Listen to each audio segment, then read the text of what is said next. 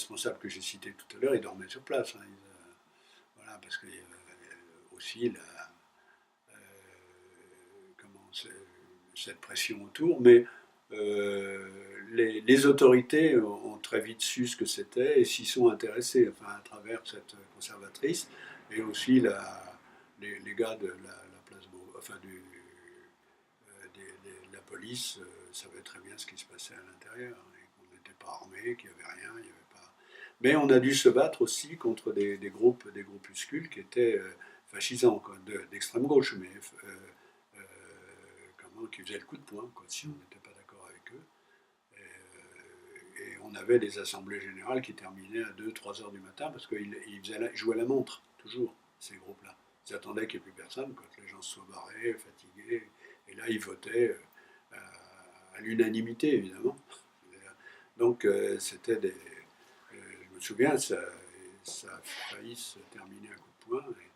Et ce jour-là, on a quand même été défendu par la CGT qui est arrivée avec des barres de fer. Eux, ils avaient un peu de contact. Ça s'est dispersé très vite. Mais c'est vrai qu'il y avait un réel danger. C'est pour ça que j'en veux aux profs de ne pas être restés, sauf les deux que j'ai cités, parce qu'il y avait une dérive possible, quoi. Effectivement, il y a des gens qui étaient intéressés à des prises de pouvoir.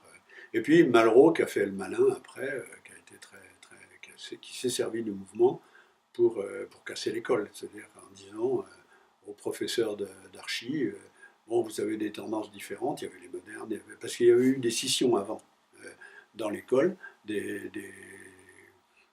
dues aussi au fonctionnement de l'école, parce qu'en fait, il y avait comment on appelle ça, des patrons d'ateliers, c'est-à-dire des mandarins, qui voulaient absolument faire passer leurs étudiants, et donc ça a fini par être n'importe quoi, parce qu'ils lâchaient rien, il fallait vraiment, pour pouvoir être en odeur de sainteté, ils avaient besoin que ça marche, quoi. Nous, parce qu'on était exigeants aussi. Il y avait beaucoup d'ateliers extérieurs, et les ateliers extérieurs, c'était des associations, et on contactait des profs, enfin des archis un peu connus, et ils venaient enseigner gratis. Et si on n'était pas content d'eux, si ça ne donnait pas des bons résultats, ils se faisaient jeter, quoi. Et donc il fallait absolument Et donc il y a eu 3 groupes qui se sont séparés, et à ce moment-là, Malraux a dit, bon, ben, faites chacun regroupez-vous par tendance, et on va faire 5 écoles d'archi, 5 unités pédagogiques. Et alors évidemment, ils ont tous marché, sauf la moitié des étudiants et la moitié des profs ont dit non, on ne veut pas de ça. Et Malraux a dit, bah, ça sera le 6e. Et ça a été la plus grosse unité pédagogique, évidemment, à l'époque. Puis après, il y a eu des sous-unités qui se sont créées avec d'autres architectes. Mais c'est pour ça qu'il y avait cette dynamique à l'intérieur des architectes et que la plupart des affiches ont été faites, je dirais 70% quoi, des affiches ont été faites par des architectes qui avaient l'habitude de ce genre de choses et qui étaient très investis parce que depuis 65, il y a eu un virage politique dans les ateliers d'architecture qui était à majorité de droite, conservatrice en tout cas, sinon de droite, ça ne veut pas dire grand-chose, la droite et la gauche, mais qui était très conservatrice. Et là, il est arrivé des gens qui avaient des idées nouvelles. Nouvelle pour un architecte, c'est un nom bien placé pour avoir des idées de ce genre. Mais avant, il y avait Huette qui était revenu des États-Unis, et puis des étudiants qui n'avaient pas été admis aux Beaux-Arts, parce qu'il y avait un numerus clausus à l'époque encore, on en prenait 150 sur toute la France, dans toutes les écoles de France, et donc il y a des gens qui étaient refusés, évidemment, avec ce système-là, et qui ont été faire leurs études en Italie. Et ils sont revenus avec d'autres idées aussi. Il y avait des architectes italiens, enfin toute l'école italienne qui commençait à bouillir, à monter. Donc tous ces gens en revenant ont commencé à mettre en cause l'enseignement, disons, très traditionnel que moi j'ai subi en arrivant, hein, de faire les ordres, les colonnes, les machins, au pinceau et tout, au compas, au tire-ligne. Classique. Très classique, avec dessin d'après l'antique, enfin, Voilà, et puis j'ai fini, je suis rentré en 65 à peu près, en architecture. Avant, j'étais en peinture. Mais et en 70, j'ai fait mon diplôme sous forme d'un rapport, donc écrit, pas un dessin, rien du tout. Mais entre-temps, il y a eu des gens comme Macquarie, Gruber, Moll, qui ont fait des diplômes avec des diplômes collectifs. Par exemple, ils ont fait un diplôme à trois, ce qui était parfaitement impensable auparavant. Ça s'est mis à bouger beaucoup, et leur diplôme, c'était un cœur de ville.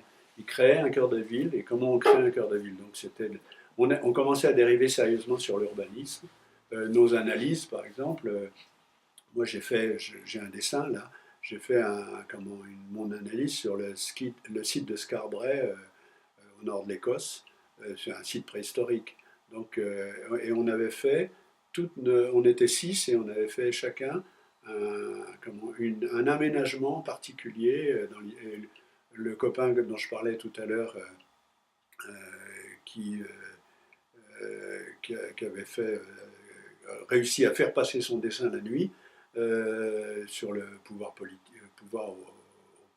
populaire, avait fait un travail sur les corons des vignerons portugais. Des maisons toutes pareilles, avec toute la cave, etc. Donc on avait commencé à travailler l'urbanisme et on s'était un peu détaché du formalisme qui était avant. Donc ça s'est mis à bouger et donc forcément, quand 68 est arrivé, les tenants de la tradition ont chanté le pompier et ils sont partis. Enfin, c'était la chanson fétiche de l'école. Et ils sont partis en claquant la porte. Et qui sont restés? Tous ceux qui avaient voulu cette dynamique. Malraux, Malin, s'en est servi. Et ça a essaimé l'architecture qu'on sait. Huette, en question, dont j'ai parlé tout à l'heure, a fait des ateliers dont sont sortis des artistes comme Christian de Portes-en-Parc et d'autres. Je ne vais pas tous les citer, mais une architecture véritablement nouvelle, contemporaine. Donc voilà, c'est important parce que cette assise politique, ces mouvements qui se sont produits à l'intérieur de l'école entre 65 et 68 ont été très, très importants pour la suite. Le responsable des architectes était Philippe Moll, qui était plutôt conservateur, mais un conservateur éclairé, qui commençait à faire bouger les choses, qui s'est occupé d'ailleurs de Marne-la-Vallée, etc. Et puis un autre qui était affilié au Parti communiste, dont on parle encore un peu, qui était Roland Castro. Et c'est lui qui était responsable des étudiants architectes. Et moi, j'étais responsable des étudiants plasticiens. Donc, je l'ai côtoyé suffisamment. Lui, il était très, très engagé. Puis, il est devenu Mao, d'ailleurs. Il n'est pas resté communiste classique. Il est devenu ce qu'on appelait Mao Spontex, spontanéiste Mao. Et voilà. Donc, tout ça est important aussi pour juger de la place de ces gens-là, quoi. Et de la dynamique particulière de cet atelier d'affiches qui s'est ouvert donc dans les ateliers de peinture, tous les locaux qui étaient dédiés, et puis évidemment les ateliers de gravure qu'on a utilisés, et puis voilà, c'était. Et puis, bon, après, les journaux nous ont accusés d'avoir démoli les beaux-arts et d'avoir sali toutes les. Alors que depuis de tout temps, il y a eu des dessins sur les murs dans tous les ateliers, quand il y avait des fêtes, des trucs. Il y a eu des manifestations assez extraordinaires, dont les Quatzars, évidemment, qui n'ont rien à voir avec les Gazars, qui sont des ingénieurs. Et là, c'était un truc qui était quasi orgiaque tous les ans. Et donc, évidemment, les ateliers, comme chaque atelier avait une couleur, les élèves étaient peints dans la couleur de l'atelier. Évidemment, l'état de l'atelier, le surlendemain, c'était. Alors, la police, enfin, les journaux, on considérait qu'on avait tout démoli, tout cassé. Alors, ça a fait que quand on a créé une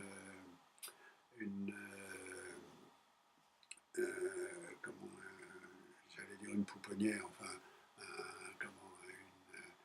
une petite école dans les Beaux-Arts pour les gens qui travaillaient ou qui avaient des enfants. Une crèche. Une crèche, qu'on a fait en plâtre projeté, d'ailleurs, c'était assez extraordinaire. Et là, c'était Les Casseurs construisent. C'était le pied de nez. Voilà. Alors, c'est important quand même, petit détail, hein, j'en rajoute, mais moi j'ai commencé ma 68 en avril. Et en avril, on était à Francfort. J'étais à Francfort avec des groupes un peu gauchistes, même pas mal, puisqu'il y avait Rudi Dutschke pas loin. Et on a été manifesté devant Alex Springer, qui était celui qui tenait les journaux de Bild, les journaux, ce qu'on appelle aujourd'hui People, les journaux People, et qui avait dit oui, de toute façon, ces étudiants, on leur paye des études, ils foutent rien, etc. Ben, il avait roulé les étudiants dans la farine, et je me suis retrouvé en face des Vopos et des chiens, parce qu'eux, ils avaient des chiens, parce qu'ils n'avaient pas les Français. Et la consigne, c'est quand le chien vous met les pattes ici, il ne faut plus bouger, parce que là, ils mordent. Si on ne bouge pas, ils ne mordent pas. Ils étaient très bien dressés, mais c'est impressionnant quand même. Et ça, les lances à eau, les barbelés en travers les rues, ils avaient une technique très très différente. J'ai pu apprécier.